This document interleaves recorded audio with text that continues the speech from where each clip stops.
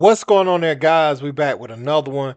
There's been so much made about LeBron James and his late pulling from the NBA All-Star game, but also the entire weekend from the Rising Stars playing on Sunday against the NBA All-Stars. And man, Target 40-point score, MVP having 12 points, in the game, Steph Curry. And they're trying to tweak too much without addressing the obvious, I feel like, in the NBA.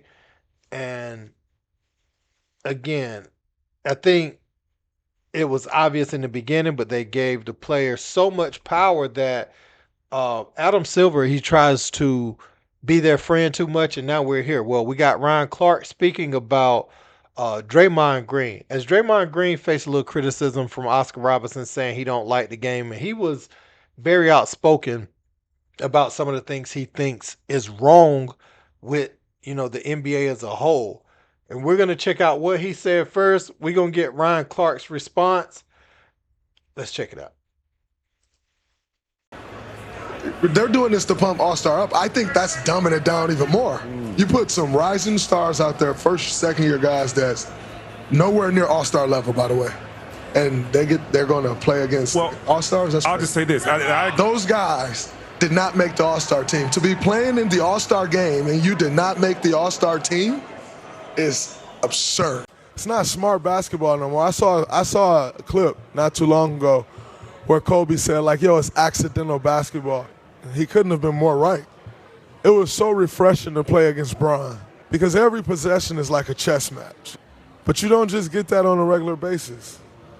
It's just who can run faster, who can hit more threes. It's no substance. And so I think it's very boring. And so that's just a few things that Draymond Green had to say about the weekend. Now we're gonna get into what Ryan Clark said and kind of break down some of the things he was talking about. To Draymond, I absolutely love Draymond Green. And the thing I love about him is he's in such a difficult position and he doesn't play the game of checks and balances nor bias. Yeah. Now, I don't know how good the way Draymond does his job.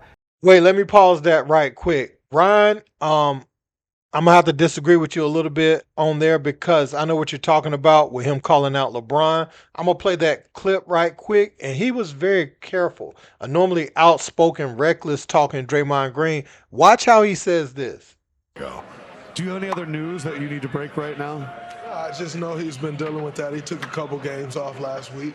And then I think he played one of the games with Luka. But I know he's been dealing with that. And so it's kind of expected. Draymond, do you just want to suit up? I think Bron could have helped somebody else out and said this. Said it earlier so they can find someone else. So you can go in and play. So you can go play. I ain't had that type of year, but somebody out there. Now, Ron Clark said that he called LeBron out, and he did, say Bron could have helped somebody else out. But notice how hard he's going at the All-Star weekend. But when he spoke about that, his words were calculated, and he made sure he didn't say nothing that LeBron could interpret any kind of way. So he was very careful about what he said. I just wanted to put that in there, but let's continue. Is for friendships and relationships, right? But I get that too. Like I'm not close to Tyreek Hill, but Tyreek Hill got an opportunity to get in front of me and say, I don't like that you did this. And as a man first, and as a former player second, and an analyst third, I had to be able to give him an answer. I had to be able to stand on business about what I said in a respectful manner because my intent wasn't negative.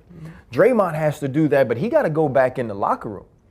He got to go back to meetings with Adam Silver. He got to go drink wine with LeBron James. Like, that's his homeboy. In Santorini. Right? And so he got to say to LeBron, yeah, man, like, you pulling out of this game late was some bull crap. Right. Somebody else could have gotten an opportunity. You've had over 20 of these opportunities. And it don't stop you from coming to the weekend. Giannis was at the weekend. Giannis got to enjoy it. Everybody knows Giannis is a former MVP, NBA champion. Everybody knows he's an all-star, but he was incapable of playing, so Trey got to go play. You see what I'm saying? And so for him to say, though, as his friend, to say LeBron was wrong for that, he should have said something earlier. And we don't know the surroundings of it, right? He could have been really trying and then it was too late. But in the sense, what he did was make a moment about him that wasn't about him because you weren't even going to play. And so now people are talking about him announcing that right before the game. Draymond was right. Yeah. And then Draymond, to me, saying that, like, you're supposed to earn being on the All-Star court, man, like, and they didn't play like Friday, Saturday, and Sunday. Like, they just out there to be dum-dums. And the hopes is, right, that the OGs and these dudes that really play all the time are like, I can't let these young boys beat me. They don't even deserve to be out here, so I'm going to raise my level of play. They playing mind games. Don't play mind games. And so, to me, I love the fact that Draymond was honest about this weekend. I think the weekend still needs a lot of tweaks. The one tweak it doesn't need is the dude that's on the mic. So before I continue, man, let me know what tweaks y'all feel like is needed in the NBA All-Star just the whole weekend. I think the weekend has become a disaster year after year. The more they try to implement, the less attractive it has become. I saw Ja Morant, Zach LaVine, and Aaron Gordon saying they got a little more in the tank, thinking about doing a dunk contest. But ideally, at this point in their careers, okay, LeBron didn't do it, and that really hurt because people like to say LeBron is a game time dunker or whatever, but LeBron, I've seen him jump from the free throw line in a game. So if he would have just dribbled up and cocked it back from the free throw line and threw it down with the force he's capable of dunking with, like we've seen him do in a game, that would have been a 50. You know, especially back 2003, 2004, back when he was dunking.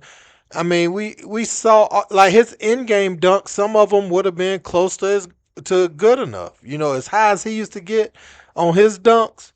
I mean, LeBron could really just throw it up, you know, and let it bounce and you know, again, cock it back from like a step in front of the free throw line. I'm talking about dunks for back during that period. If he would have did that, he would have had a great chance of winning. But I say all that to say his time is over. Ideally, you would want to have Zion Williamson, Anthony Edwards, Ja Morant. It sucks when dunkers or in-game dunkers who have some flash and flair don't even give it, you know, a run. Nobody wants to lose. Nobody wants to lose. Now, the 1v1 will be a good addition to All-Star Weekend. People would be engaged with that because you can identify with that. Kids will grow up wanting to play in that to show, like, you know, it's a team game, but, you know, we get it in these trenches, I'm that guy. There's a lot of conversation around, you know, should there be height differences? Like, do you want to see Giannis playing Kyrie in 1v1? Because if Giannis gets the ball, it's probably over. And he got a better chance of getting a stop on Kyrie. You know what I'm saying? A better chance. Kyrie's going to be tough to guard anyway, but just size, right? He don't really have to go in his bag for a Kyrie. So you ideally want to see a bigger player play him.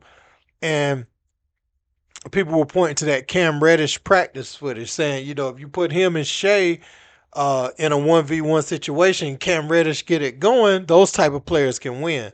But I'm thinking, you know, I don't know how they would choose that. Obviously, everybody can't be in it. But I would be interested to see how many people would want that smoke because that would tell me something about them putting it all on the line like that.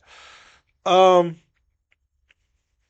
LeBron gets a lot of blame for All-Star Weekend, and then many were saying that he didn't want to play Rising Stars in an All-Star game. He didn't even want that footage. And LeBron is very calculated and has a brand. Am I mad at him about not wanting to play Rising Stars? No, not necessarily. Now I did hear Bronny turned down the G League All-Star game, which is mind-boggling to me. I thought that would have been an achievement for him. But some were saying that LeBron wanted Bronny on that Rising Stars court, you know, for that moment to be like that. So I do think it's something more than meets the eye. We can speculate all we want, but we can't ignore the signs and how calculated LeBron has been all this time. You know what I'm saying? But again, I think this is a Adam Silver NBA front office type thing. that is the problem. I wouldn't blame it on the player. Player's only gonna do what you allow them to do, right? You're headed for lockouts, and they're coming out of those meetings in a favorable position every time. That's what I feel like is happening. So again, man, do I think do I blame this on LeBron? Nah. Now I don't blame the weekend on LeBron himself. I blame it on the people in power that allowed people to flex their muscle this way.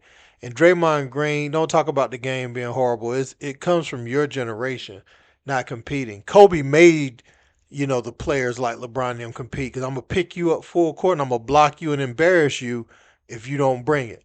And so, yeah, man, let me know what you guys think in the comments. Don't forget to like, share, and subscribe. Till next time, peace.